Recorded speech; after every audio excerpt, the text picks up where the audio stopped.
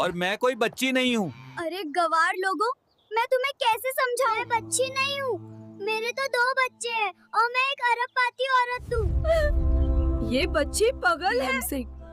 DM साहिबा, आप ही समझाइए इन गवार लोगों को। मैं तो समझा समझा के थक गई। मैं कोई बच्ची नहीं हूँ। बिहार के एक धूल भरे गांव की सुबह, जब सूरज की किरणें खेतों पर सोने की तरह चमक रही थीं, तभी एक झोपड़ी के अंदर ऐसा तूफान उठने वाला था जो पूरे देश को हिला देने वाला था।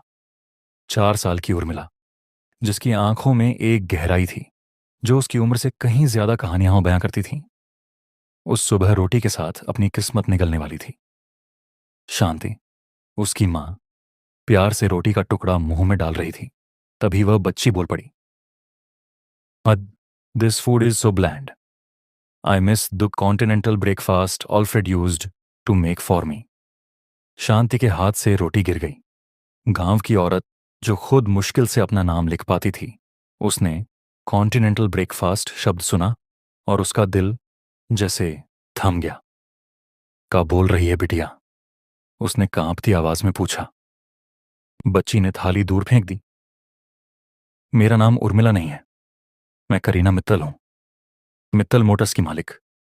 मेरे पति कुणाल मित्तल हैं और मेरे 2 बच्चे हैं, मुंबई में रहते हैं। मैं यहां गलती से आ गई हूं, किसी ने मेरी हत्या करवाई थी।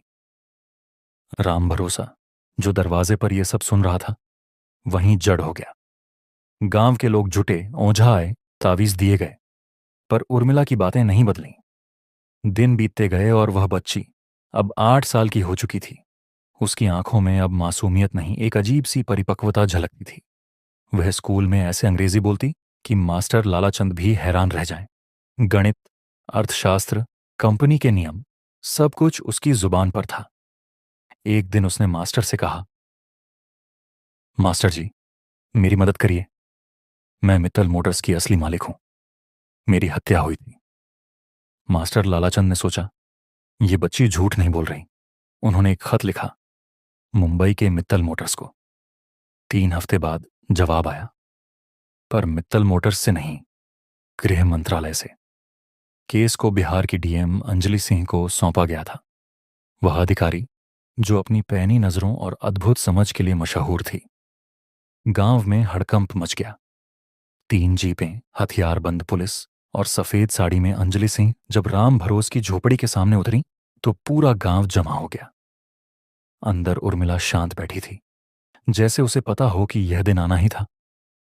अंजलि ने पूछा, तुम उर्मिला हो? नहीं, उसने साफ आवाज में कहा। मैं करीना मित्तल हूं और मैं जानती हूं आप मेरी मदद करने आई हैं। अंजलि ने उसकी परीक्षा लेनी शुरू की। तुम और कुणाल पहली बार कहां मिले थे? बच्ची ने आंखें बंद की, फिर बोली, मुंबई के एक अनाथालय में। वहीं हमारे सपनों की नींव रखी गई थी। हम दोनों ने मिलकर मित्तल मोटर्स का सपना देखा था। अंजलि के दिल में हलचल हुई। यह जानकारी सार्वजनिक नहीं थी। फिर उसने पूछा, कंपनी का नाम मित्तल मोटर्स क्यों रखा गया, करीना मोटर्स क्यों नहीं? बच्ची मुस्कुराई। कुणाल कहते थे, नींव कभी दिखाई नहीं देती। मैं नींव थी, उन्होंने नाम लिया। अब अंजलि के मन में शक यकीन में बदलने लगा।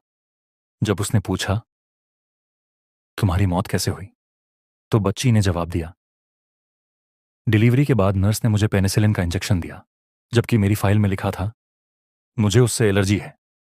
मुझे कोड ब्लू सुनाई दिया, फिर अंधेरा। ये कोई सामान्य बच्ची नहीं थी, ये तो अपनी मौत का रहस्य सुलझाने लौटी आत्मा लग रही थी। अंजलि ने कहा, कुणाल मित्तल आ रहे हैं, कोई एक बात बताओ जो सिर्फ तुम दोनों जानते थे। बच्ची झुकी और कुछ फुसफुसाई। अंजलि की आंखें चौड़ी हो गईं। वही वक्त बाहर कारों का काफिला रुका। सफेद शर्ट में लंबा गंभीर चेहरा कुणाल मित्तल, अरबपति, मगर इस वक्त उसके चेहरे पर भय था। घर के अंदर सन्नाटा था। उर्मिला उठी, उसके पैर छुए। आप देर से आए। कुणाल ठिठक गया। उसके साथ खड़ी नई पत्नी सोनिया ताने मार रही थी। यह सब नाटक है। लेकिन जब बच्ची ने कहा, तुम इस साम्राज्य की वारिस हो, निर्माता नहीं, तो सोनिया का चेहरा सफेद पड़ गया। कुणाल ने कहा, अगर तुम करीना हो तो मुझे वह चाबी दो, वो कोड जो हमने पहली वर्कशॉप पर लिखा था। बच्ची ने मुस्कुराकर हवा में उंगलियों से लिखा, किटू। कुणाल के घुटने कांप गए। वह कोड सिर्फ वे दोनों जानते थे। वह रोने लगा। लेकिन अब कहानी ने एक खतरनाक मोड़ लिया। अंजलि ने कहा, इस बच्ची ने मुझे ऑपरेशन फोनिक्स के बारे में बताया है। यह नाम सुनते ही कुणाल के चेहरे का रंग उड़ गया। सोनिया चिल्लाई, यह झूठ बोल रही है। उर्मिला बोली, उस कंपनी से मित्तल मोटर्स की पहली फंडिंग आई थी, दुबई के डोनाल्ड जब्बार से हवाला के जरिए। सबूत, एक लाल डायरी। कुणाल घबरा गया। उसने झूठ में सिर हिलाया, लेकिन अंजलि ने सब समझ लिया। अगले दिन वह टीम लेकर मुंबई पहुंची। मित्तल मैंशन, सोने की दीवारें, झूठ की छत। उर्मिला बिना हिचक उस कमरे तक पहुंची जहां उसकी यादें दफन थीं। उसने तस्वीर की ओर इशारा किया। इसके पीछे तिजोरी है। फॉरेंसिक टीम ने स्कैन किया और बीप, धातु का चौकोर ढांचा मिला। सोनिया चिल्लाई, असंभव। उर्मिला ने पासवर्ड डाला, VEER। क्लिक। दरवाजा खुला। अंदर लाल डायरी रखी थी। जैसे ही अंजलि ने उसे उठाया, कुणाल ने पिस्तौल तान दी। कोई नहीं हिलेगा, यह डायरी कहीं नहीं जाएगी। कमरा चीखों से भर गया। अंजलि शांत थी। बोली, क्या यही वजह थी कि तुमने करीना को मारा? कुणाल चिल्लाया, नहीं, मैंने नहीं मारा।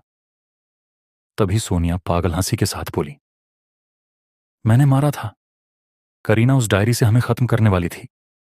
मैंने इंजेक्शन लगाया था। कुणाल स्तब्ध रह गया। तुमने? हां जान, वह बोली।